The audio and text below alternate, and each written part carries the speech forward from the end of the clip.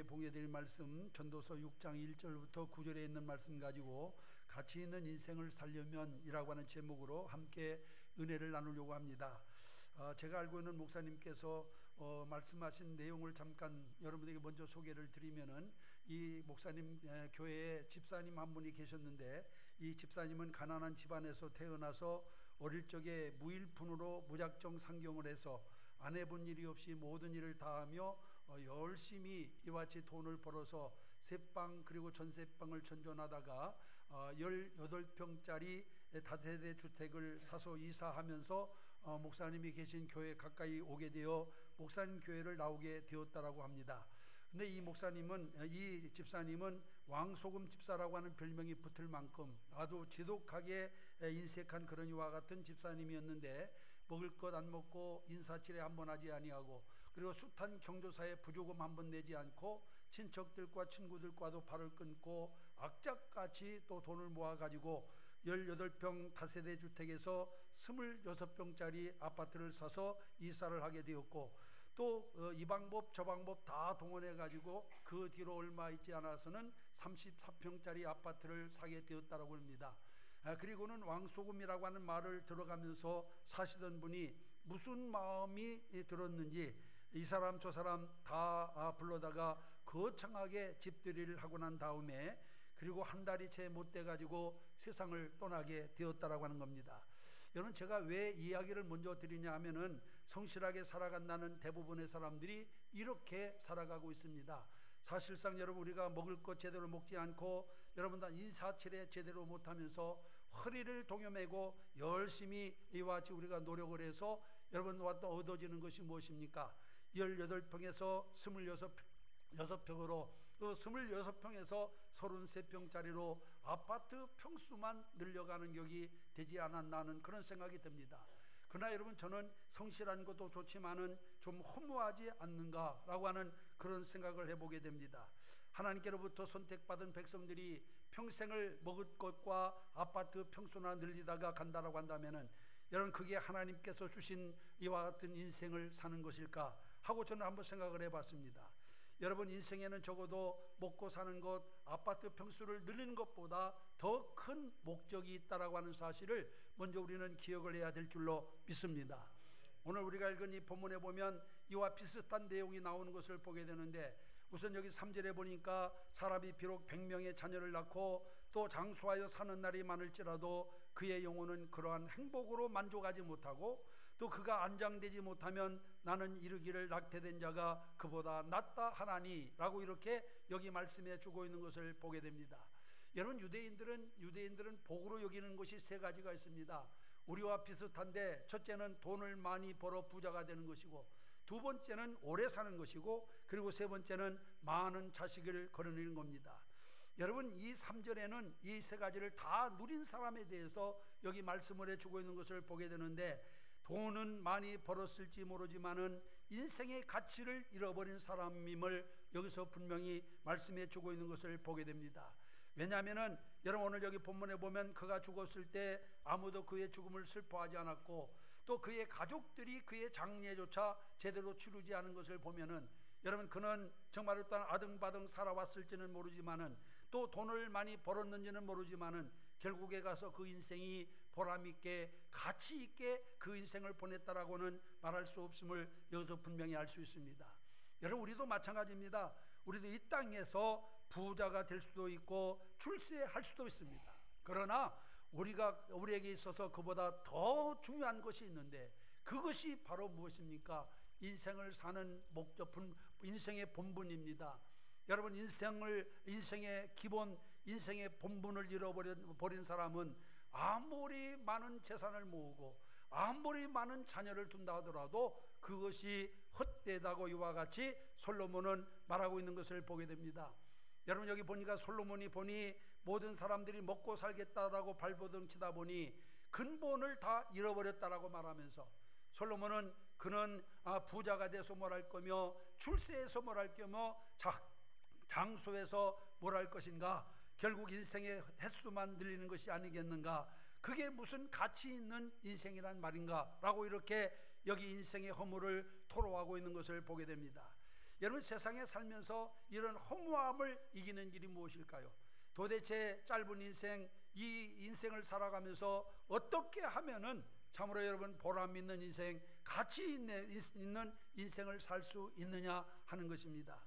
오늘 본문은 바로 그 야와 같은 비결을 우리에게 가르쳐주고 있는데, 우선 오늘 본문에 있는 말씀을 따라 우리가 살펴보면, 우리가 여러분 가치 있는 인생을 살기 위해서는 먼저 기본에 충실해야 된다라고 이와 같이 말씀하고 있는 것을 보게 됩니다.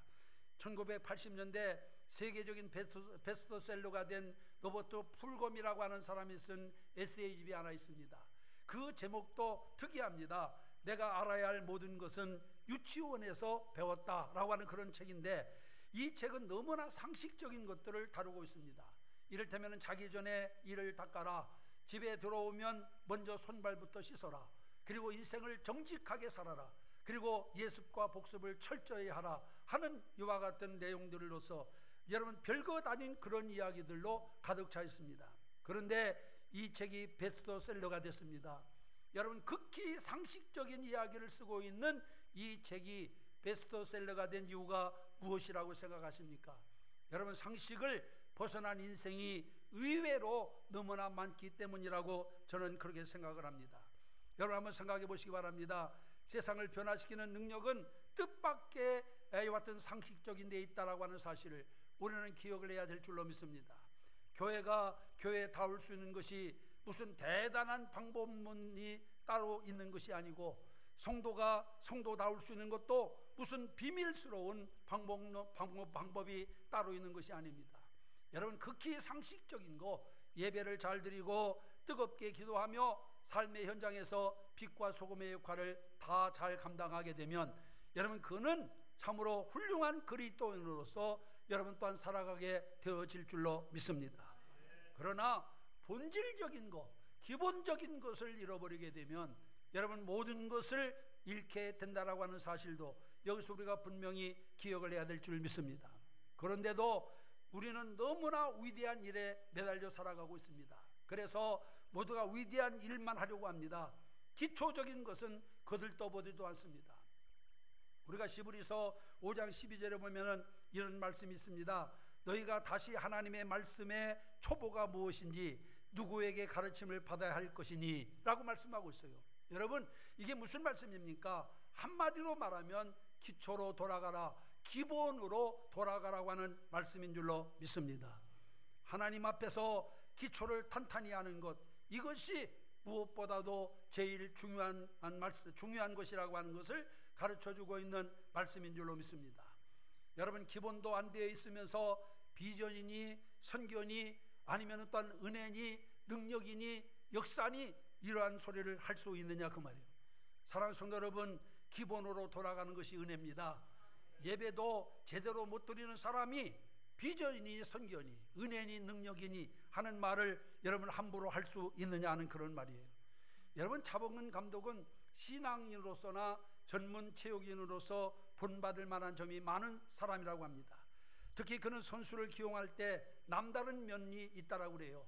과거에는 스타 플레이어들이 연습 때는 대충하고 본 게임에 가서 잘 뛰면 된다라고 하는 그런 식이었는데, 차범근 감독이 여러분 또한 그 팀을 맡고 난 다음에는 이것이 통하지 않았다고 합니다.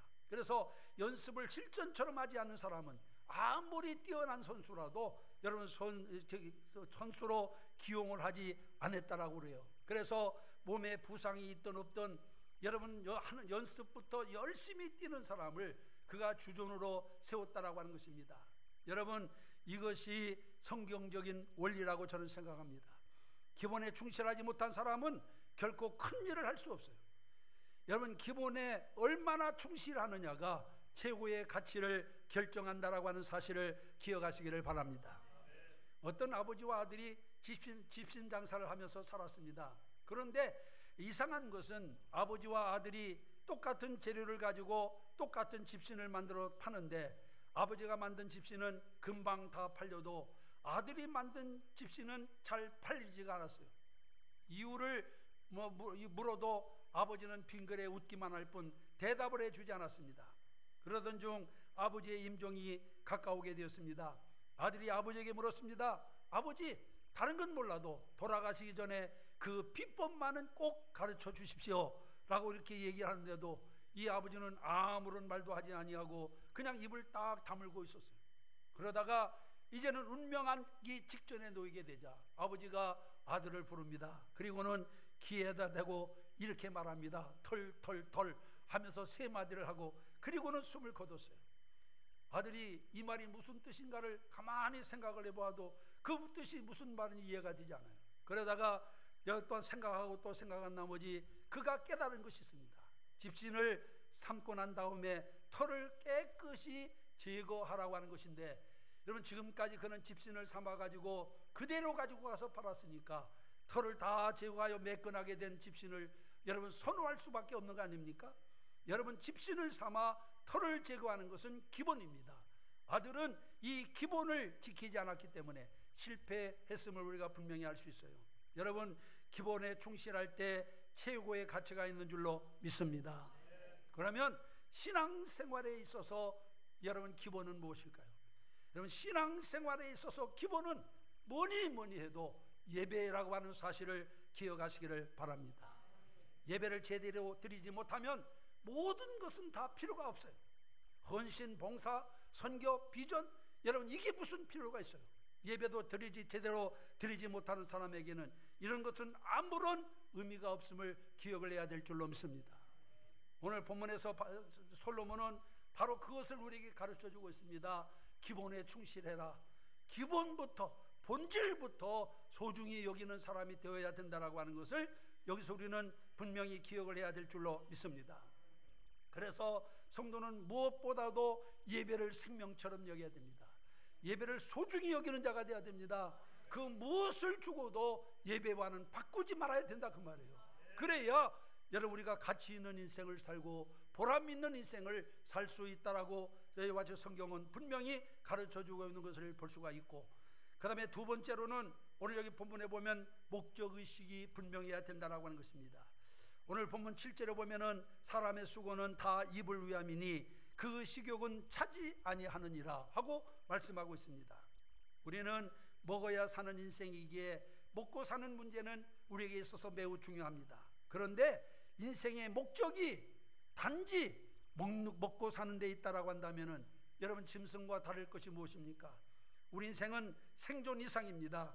먹고 살아야 하지만은 생존에는 반드시 목적이 있음을 믿으시기를 바랍니다. 우리가 웬스턴 민스터 신앙고백 제1문에 보면 사람이 제일 되는 목적이 무엇이냐라고 하는 물음에 사람이 제일 되는 목적은 하나님을 영화롭게 하는 것과 그를 영원토록 즐거워하는 것이다 라고 말씀하고 있는 것을 보게 됩니다. 우리가 이러한 고백을 하는 사람이라고 한다면 하나님의 영광을 위해 살겠다라고 하는 목적의식을 분명히 가져야 되고, 또 하나님 나라가 이루어지는 모습을 바라보면서 즐거워하는 자가 되어야만 될 줄로 믿습니다. 여러분 성도는 재물이나 명예나 권세 이런 것에서 기쁨을 찾는 자가 아닙니다. 우리는 하나님이 영광 받으시는 모습을 바라보면서 기뻐하고 또 많은 영혼이 주께로 돌아오는 모습을 보면서 기뻐하는 자라고 하는 것을 우리는 먼저 기억을 해야 될 줄로 믿습니다. 여러분 우리가 텔레비전에 코미디 프로를 보면은 일당을 받고 웃어주는 사람들이 있습니다. 그래서 TV 보고 있노라면은 별로 웃기지 않는 장면에서도 깔깔거리면서 뒤에서 웃는 웃음소리가 나옵니다. 여러분 코미디에도 웃어주는 사람이 필요합니다. 하나님 나라도 그렇습니다. 하나님의 영광을 보고 그것을 기뻐하면서 손뼉을 쳐주는 사람이 있어야 된다 그 말이에요. 그 사람이 누굽니까? 바로 우리 성도들입니다. 이렇게 기뻐하는 것이 우리의 행복이고 우리의 삶의 궁극적인 목적이라고 하는 사실을 기억하시기를 바랍니다. 18세기 초에 영국의 수필가이자 시인이었던 조셉 에디슨은 행복의 조건을 세 가지로 얘기했어요. 해야 할 일이 있는 것과 사랑하는 사람이 있는 것과 그리고 마음의 소망이라고 말합니다. 여러분에게는 해야 할 일이 있습니까? 또 사랑하는 사람이 있습니까? 간절한 소망이 있습니까? 만약 그렇다면 여러분은 행복한 사람입니다. 가치 있는 사람입니다. 우리 성도들은 이 세 가지를 모두 가지고 있는 사람인 줄로 믿습니다. 먼저 우리 성도들에게는 해야 할 일이 있습니다. 사명이 있습니다. 그것이 무엇입니까, 여러분? 이 어두운 세상에서 복음으로 살아가며 모든 사람에게 빛을 비추는 것, 그리고 하나님을 알지 못하는 사람들에게 예수 그리스도를 전하는 것, 이게 우리의 사명임을 믿으시기를 바랍니다. 주님은 우리에게 분명히 말씀합니다. 너희는 세상의 빛이요 소금이라고 말씀하고, 너희는 가서 모든 족속으로 제자를 삼아 아버지 예수 그리스도의 복음을 전하라고 분명히 말씀합니다. 이게 우리가 받은 사명입니다. 여러분, 사명이 있는 사람은 여러분 삶을 보람있게 가치 있게 사는 거예요. 그러나 사명이 없는 사람, 여러분 또한 해야 할 일이 없는 사람은 여러분 그 사람만큼 불쌍한 사람은 없는 것입니다. 이제 오늘 우리 성도들에게는 분명한 사명이 있습니다. 여러분 또한 한 영혼이라도 주님 오시기 전에 여러분 그들을 구원하여 여러분 하나님 나라에 들어보낼 사명을 가지고 열심히 일하는 여러분들이 되시기를 주님의 이름으로 축원합니다. 그 다음에 두 번째는 사랑입니다. 여러분, 예수 믿는다라고 하는 말은 사랑을 배운다는 말과 일맥상통하는 말입니다. 하나님의 성령이 우리 속에서 역사하기 시작하면 바뀌는 성품 중 하나가 바로 사랑하게 되는 겁니다. 지금까지는 사랑할 수 없었던 사람들을 사랑하게 되고, 멀리 떨어져 있는 사람들까지도 그 영혼을 생각하며 눈물을 흘리게 되는 겁니다. 여러분, 사랑하지 않는 사람은 삶의 가치를 모르는 사람입니다. 신령한 기쁨을 모르는 사람입니다. 사랑은 능력이자 축복이라고 하는 사실을 기억하시기를 바랍니다. 뿐만 아니라 우리에게는 소망이 있습니다. 주님이 반드시 다시 오실 것이고, 여러분, 주님이 다시 오시면 우리를 영접해서 주님 계신 곳에 우리도 함께 있게 하며 영생 복락을 누리게 주신다라고 성경은 말씀하고 있습니다. 저는 그것을 믿습니다. 주님이 다시 오실 것과, 그리고 우리를 영접해서 주님 계신 곳에 인도할 것과, 그곳에서 영원 무궁토록 받을 이와 같은 삶을 저는 믿습니다. 그 소망이 있기에 여러분, 이 땅에서 우리가 어떤 고난을 당하든, 그 소망이 있기에 우리가 이 땅에서 어떤 환난을 당하든 우리는 행복한 자인 줄로 믿습니다. 잠시 받는 고난이 영원히 받을 우리에게 이와 같은 복에 비하면 아무것도 아닌 것입니다. 그러므로 이제 우리에게 필요한 것은 열심히 하나님의 말씀을 읽고 기도해서 인생의 목적의식을 회복하는 일입니다. 그래서 믿음을 위해 하나님의 은혜의 복음을 증거하는 일을 위해서 열심을 다할 수 있는 자가 될 때 가치 있는 삶을 살게 될 줄 믿습니다. 보람 있는 삶을 살게 될 줄 믿습니다. 그리고 세 번째로는 말씀대로 행하여야 된다라고 말씀하고 있어요. 오늘 본문 9절에 보면 눈으로 보는 것이 심령의 공상보다 나으나 라고 그렇게 말씀하고 있습니다. 여러분, 이게 무슨 말입니까? 사색에만 머무르지 말고 행동하라고 하는 그런 말씀입니다. 여러분, 어떤 사람이 의로운 사람입니까? 의를 좋아한다고 의로운 사람입니까? 아니면 의를 지지한다라고 의로운 사람인가요? 우리는 착각을 하고 있어요. 내가 옳은 생각을 하고 옳은 것을 좋아하며 옳은 것을 지지함으로 나는 옳은 사람이라고 하는 그런 착각을 하면서 살아갑니다. 그러나 우리는 분명히 기억을 해야만 됩니다. 그 정도로는 옳은 것이 아님을 믿으시기를 바랍니다. 여러분, 바리새인들을 보세요. 그들은 옳은 생각을 하고 옳은 것을 좋아했으며 옳은 것을 지지했습니다. 그런데도 바리새인이었습니다. 왜 그렇습니까? 행함이 없기 때문에 그렇습니다. 옳은 사람은 옳은 것을 위해서 대가를 치르고 희생하는 사람이라고 하는 것을 믿으시기를 바랍니다. 왜 우리가 옳은 줄 알면서도 그것을 행하지 못합니까? 거기 치러야 할 대가를 거부하기 때문에 그래요. 희생을 하지 않으려고 하기 때문에. 여러분, 우리가 믿음 생활을 바로 하려면은 그것만큼 우리는 많은 것을 버려야 됩니다. 내 시간도 버려야 되고, 내 물질도 버려야 되고, 내 생각도 버려야 되고, 내 욕구도 때에 따라서는 접어야 돼요. 그러나 그것을 버리지 못하는 사람은 여러분 하나님 말씀대로 살 수가 없는 거죠. 그렇기 때문에 여러분, 적어도 우리가 옳은 줄 알면은 그것을 위해서 어떤 희생을 치르더라도 그 말씀을 따라 살아가는 자, 그가 바로 가치 있는 삶을 사는 사람이요 보람 있는 삶을 사는 사람이라고 하는 것을 기억하시기를 바랍니다. 어떤 사람들은 말씀을 다 들을 때에는 목사님 말씀이 다 옳은 말이야, 지당한 말씀이야, 참으로 정말 귀한 말씀이야 하면서 고개를 끄덕끄덕 합니다마는, 여러분, 고개를 아무리 많이 끄덕거려서 여러분 또한 목 디스크가 생긴다 하더라도 말씀을 실천하지 못하면 아무 의미가 없는 것을 믿으시기를 바랍니다. 우리는 말씀대로 행하여야 됩니다. 말씀대로 살아야 됩니다. 그럴 때 여러분 우리는 보람 있는 인생, 가치 있는 인생을 살 수가 있습니다. 말씀대로 행하기 위해서는 반드시 대가를 치러야만 되는 것입니다. 종교개혁자 말틴 루터를 한번 생각해 보세요. 그가 옳은 주장만 했습니까? 옳은 주장을 따지자면은 인문주의자였던 에라스무스가 훨씬 더 말틴 루터보다 옳은 이야기를 더 많이 했어요.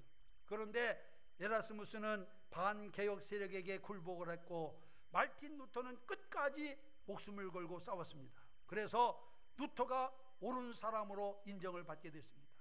우리는 하나님의 말씀을 들을 때 두려운 마음으로, 떨리는 마음으로 들어야 될 줄로 믿습니다.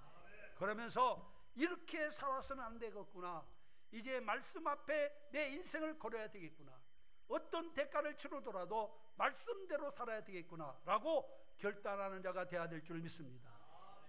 그저 고개만 아무 의미 없이 끄떡거리고 그것으로 끝나버리면 아무 의미가 없어요. 이제 정말 말씀을 들을 때 두렵고 떨리는 마음으로 들었어요. 말씀대로 내가 이제부터라도 살아야 되겠다 생각하고 여러분 내 삶을 바르게 그리고 또한 옳게 이와 같이 또한 행하여 나갈 때 하나님의 놀라운 역사가 나타나게 되어질 줄로 믿습니다. 여러분, 왜 교회가 갈수록 능력을 잃어버리고 있습니까? 왜 우리 성도가 갈수록 능력을 잃어버리고 있습니까? 그 이유가 무엇입니까? 여러분, 구호에만 그치기 때문에 그렇습니다. 행동하려고 하지 않고 말만 하기 때문에 그렇습니다. 한마디로 이 사회에는 정답의 위기가 아닌 실천의 위기를 겪고 있다고 하는 사실을 우리가 분명히 기억을 해야 될 줄 믿습니다. 여러분, 길을 가고 있는 사람 누구를 붙들고 한번 물어보세요. 이 사회가 어디로 가야 할지 물으면 모르는 사람이 없어요. 다 얘기를 합니다. 지난번에 제가 특별재판위원회에 참여하기 위해서 여의도를 갔다가 택시를 타고 돌아오는데 이 택시 아저씨가 저를 보고 막 계속 불평을 합니다. 정치하는 사람들 뭐 이런 사람들 하면서. 근데 그분이 하는 얘기가 다 옳은 얘기예요. 여러분, 누구를 붙들고 물어봐도 이 사회가 여러분 무엇을 해야 될지, 어디로 가야 될지 모르는 사람이 없어요. 그런데도 변하지 않는 이유가 뭐라고 생각하십니까? 여러분, 삶으로 실천되지 않기 때문에 그렇습니다. 아는 건 누구나 다 알고 있는데 그것을 실천하는 사람이 없어요. 그러다 보니까 이 사회는 전혀 변화되지 않습니다. 우리가 누가복음 10장에 보면 아주 유명한 이야기가 나옵니다. 한 율법사가 예수님께 찾아왔어요. 그리고 예수님께 묻습니다. 선한 선생님, 내가 무엇을 하여야 영생을 얻을 수 있습니까? 라고 묻습니다. 그때 예수님께서 이 율법사에게 되물었어요. 율법에는 뭐라고 기록되었느냐, 그리고 너는 어떻게 읽느냐 하고 물었어요. 그랬더니 율법사가 대답합니다. 네 마음을 다하고 목숨을 다하며 뜻을 다하여 주 너의 하나님을 사랑하고 또한 내 이웃을 내 몸과 같이 사랑하라 하였습니다 라고 대답합니다. 예수님의 결론이 무엇입니까? 네 말이 옳도다, 이를 행하라, 그러면 살리라 하고 말씀합니다. 여러분, 예수님의 결론이 바로 뭐예요? 네 말이 옳다, 그대로 행하라, 그러면 내가 영생을 얻으리라 하고 말씀하고 있는 겁니다. 여러분, 여기 보면 율법사는 이미 정도를 다 알고 있었어요. 그런데 문제가 뭡니까? 그대로 행하지를 않았습니다. 예수님이 분명하게 보여주는 정답이 무엇입니까? 행하라, 그래야 살리라고 말씀하고 있는 것을 보게 됩니다. 그러면서 이어서 나오는 이야기가 있죠. 선한 사마리아 사람에 대한 비유입니다. 이 선한 사마리아 사람의 비유를 말씀하고 난 다음에도 예수님은 물었어요. 누가 강도 만난 사람의 이웃이냐 라고 물었더니 뭐라고 대답합니까? 자비를 베푼 자입니다. 그러자 예수님이 또 뭐라고 말씀합니까? 너도 이와 같이 하라. 여러분, 여기서도 예수님의 대답은 분명했습니다. 너도 이와 같이 행하라고 하는 것입니다. 선한 이 강도 만난 사람을 도와준 선한 사마리아 사람처럼 너도 그같이 행하라고 하는 것입니다. 여러분, 우리 기독교는 말의 성찬에 있는 것이 아니고 바로 실천에 있음을 믿으시기를 바랍니다. 실천에는 대가가 반드시 따라야 됩니다. 근데 대부분의 많은 사람들이 알면서도 실천하지 못하는 이유가 대가를 치러야 되기 때문에, 자기 희생이 필요하기 때문에 여러분 그 말씀을 실천하지 못하는 거예요. 그러나 참으로 보람 있고 가치 있는 삶을 살아가려면은 어떤 대가를 치르더라도 하나님의 말씀을 실천하여 살고자 하는 결단을 하는 사람이라고 하는 사실을 다시 한번 우리는 여기서 기억을 해야 될 줄 믿습니다. 그래서 이제 우리는 말씀을 듣기만 하는 사람이 아니라 그 말씀을 듣고 실천하는 성도가 되어지기를 주님의 이름으로 축원합니다.